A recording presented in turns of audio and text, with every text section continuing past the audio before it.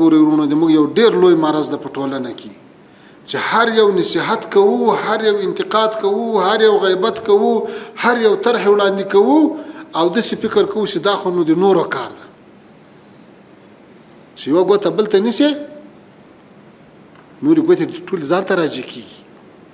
ځان اصلاح کړه، ځان شروع کړه، خپل اداره جوړه کړه، خپل تقسیم اوقات خپل ژوندۍ لپاره جوړ کړه، خپل دفتر ته په وخت حاضر شه، خپل روزي ځان ته حلال کړه چې په کار کې د برکت راشي، خپل له بیت المال سره خیال وکړه، خپل درانه موټر بې باکه مه چلوه. دا ټول هغه څه دي چې موږ تاسو نظام پې جوړېږي او موږ تاسو نه الله تعالی پوښتنه کوي. دا خو څه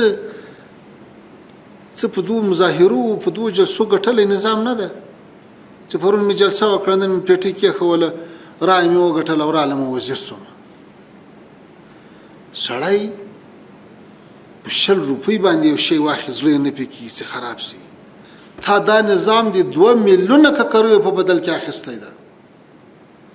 40 کاله د 2 میلیونه ککرۍ قرباني شوي دي.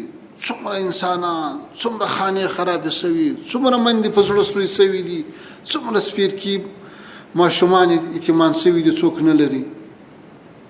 او د دومره درانه مسؤلیت په صورت کې چې بیا ما او تا خوبونه کوو، بیا عیشونه کوو، بیا منظرې کوو، بیا انتقادونه کوو، بیا غیبتونه کوو، بیا په نورو وراړو او خپله بیا قرار ورته ناست یو لکه هر څوک چې په خپله ډېر رسېدلی. نه داسې نه ده ورونه.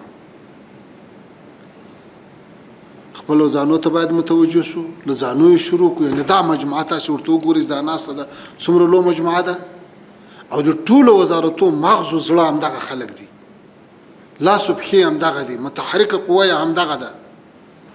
که تاسې کار وکړئ وزارتونه به منظم شي.